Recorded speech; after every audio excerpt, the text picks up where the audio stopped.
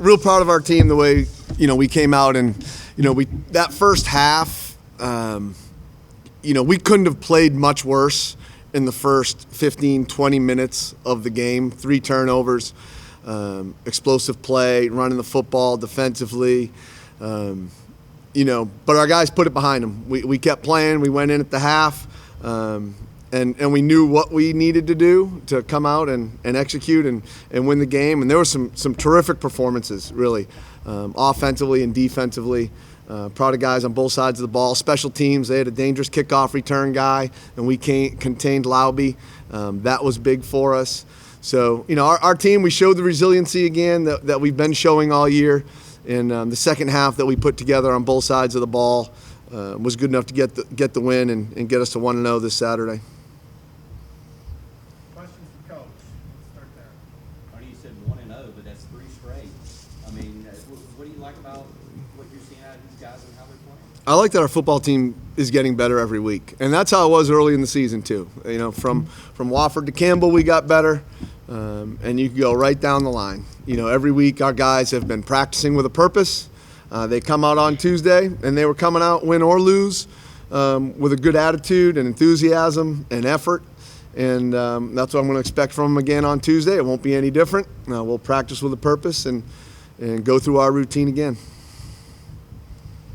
Coach, what does it mean to get your first win at home so far, right in the middle of the year? How was it look like for you? It feels great, and we were purposeful. We talked about it as a team this week.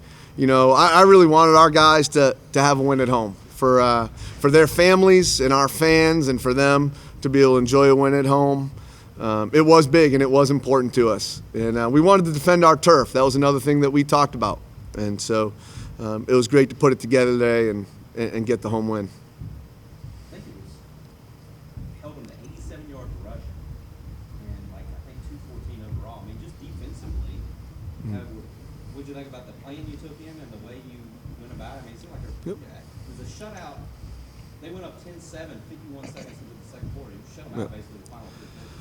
Yeah, I think we had a great plan defensively, and the plan was to make them earn the field. They're a football team that thrives on takeaways, which we gave them early, which is why it was a football game.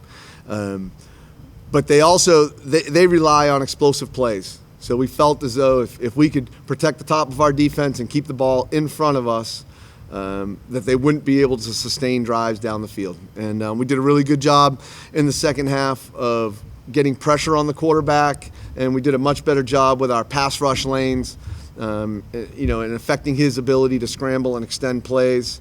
And we tackled better in the second half. So I think we had a good plan. Our guys executed it, and that's been one of the things defensively that we've really been working on, is protecting the top of our defense and limiting those explosive plays, especially in the passing game. We've done the quick math here, the old school math. The quarterback, last 2 games is a combined 56 of 68. Not too bad. Like what? I mean, he's seen about everything you could see in this game, I guess. But what are you seeing from the way he's been playing lately? And is to borrow some of your words, is he playing with more of a purpose? Maybe I don't know. Not that you weren't before. Davis is very intentional. I mean, he prepares like nobody else. Okay, and this game, I don't want to speak for him, but I think it was personal. Okay, and he's a different Davis Cheek than they saw in 2019, and he had a purpose this week. There was some late nights in here and watching some film and preparing himself, and he did a great job managing the football game for us today. And the stats don't lie, and he had some guys around him that helped him as well. And we had some guys making plays on the outside, and we did a better job in protection in the second half. But Davis Cheek, he's going to be prepared, every week, and I'm not surprised at all when I look at the stats, because I know how he prepares, and he's a professional. Another fun little stat that Davis has thrown for 660 over the last 2 games. You got the most efficient offensive player in the CAA on your team, but you're 4-3. What adjustments do you need to make going out the rest of the season to flip those close games in your favor? We've already done that. We've already done that. We have flipped those close games in our favor. So we need to continue to do what we're doing, and that's practice with a purpose, prepare ourselves for the different situational football, situations that we're going to find ourselves in, and be prepared, and we'll take advantage of the most efficient player in the CAA, and that's what we're doing. We're taking what people give us, and Davis is smart enough to put us in the right play and make quick decisions and distribute the ball. And we've got some talented guys around him on the perimeter and the backfield, and our guys up front are getting better every week. Ask some questions for players. This is one real quick for you, Coach, actually. Yeah. Davis kind of being at the top of all the statistical categories in the CAA. At what point do you start talking maybe Walter Payton, or is that anything that you want to kind of see him get mentioned in that sort of conversation? Well, I would love to see him in that conversation, but his stats are speaking louder than I could ever speak. And us winning football games is speaking louder than I could ever speak. So thank you for bringing that up and starting that conversation. We're all behind it. But Davis is going to be, it's going to be 1 week at a time. He's going to this is tomorrow. We're going to put this aside. We're going to prepare for our next opponent. Davis Tony makes a great point.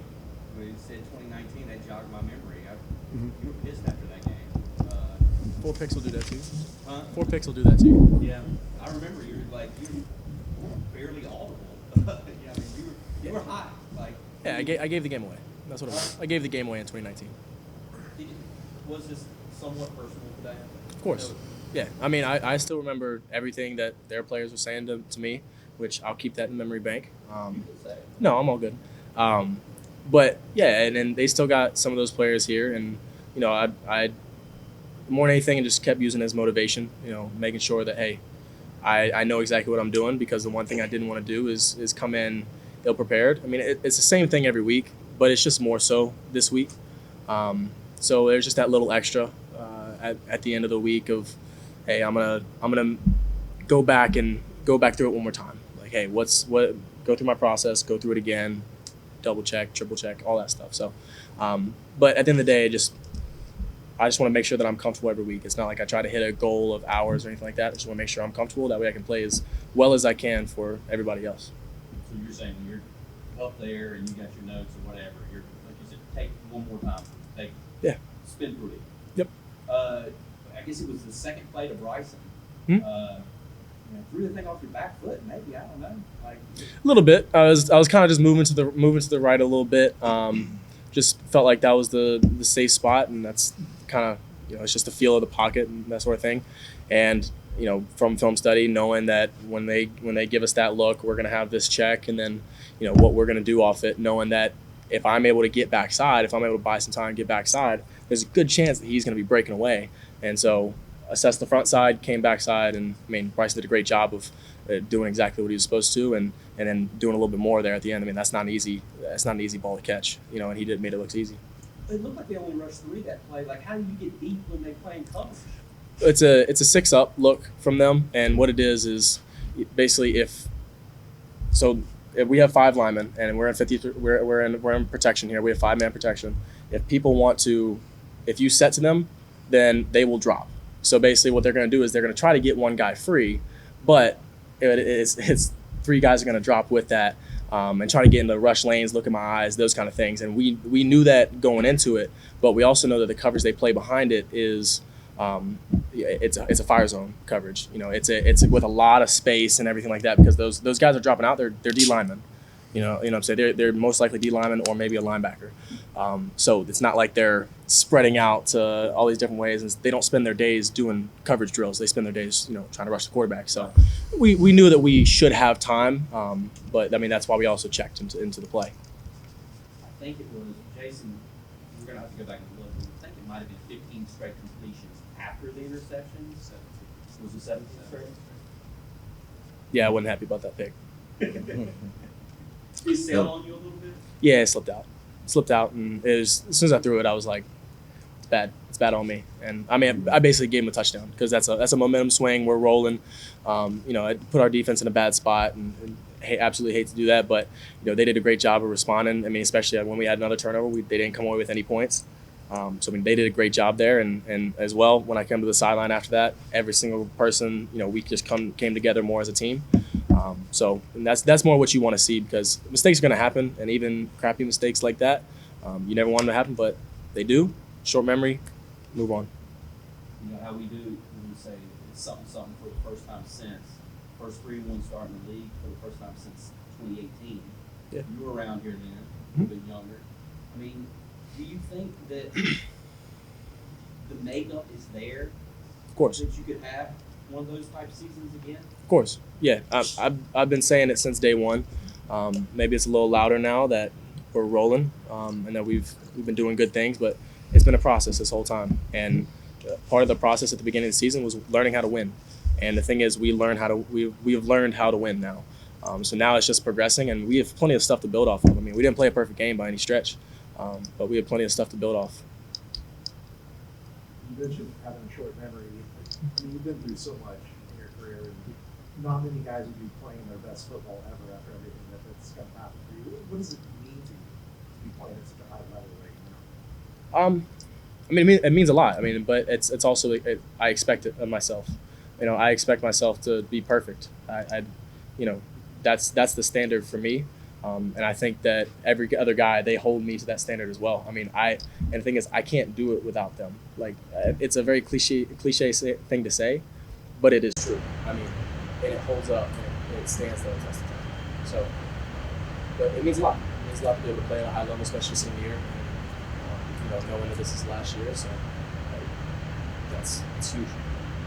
Davis, what's your mindset going into the game against James Madison on Saturday? How can you keep it rolling? I don't know. It's really that simple.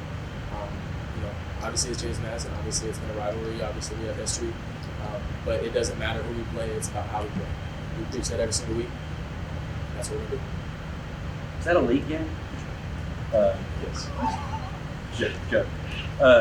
Jackson, what as much as Davis has accomplished, over the course of, it seems like it's been a long time, how have you seen him maybe this year, maybe in the last couple of weeks?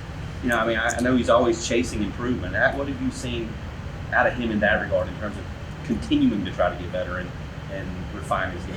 I would say the one thing is definitely involvement. He texts me, Don, Cortez, Bryson, JB, just to come in and watch film on nights after practice, and that just shows his commitment to us and to the team. So, from a wide receiver perspective, your quarterback tell you to come and watch more film. That's exactly what we want. Can you say no? Yeah, you can't say no. Yeah. You can't say no. So that's just a credit to Chief. Obviously, we have high respect for him. He's a vet, and he's one of the most consistent players I personally ever been around. And he's just committed to the game, and that just pushes us as a receiver group to just get on that same level. And I think that's why we're meshing right now. Do you feel? Can you feel a confidence maybe in your whole team? I'm saying with what's going on. Definitely, I think we got our swag back definitely. And again, it's just kind of like what Coach Trish was talking about in terms of practice. You got to practice how you play. So practice hard. The game's gonna be easier. So that's just something we made a commitment to, and it shows. JMU next, Villanova after that. These next couple weeks. It's a week-to-week business. But the next couple of weeks, we're really gonna, find what this season ends up like. What do you think about some of these challenges, Eddie Jackson, that you have coming up? I think we're excited. We're excited to play every team in our conference. Again, we didn't get a chance to play those teams in the spring. Also, we have a different attitude on the team. So, Cheat with our leaders on the team, I think we're very confident, and we're ready to make a statement. Good.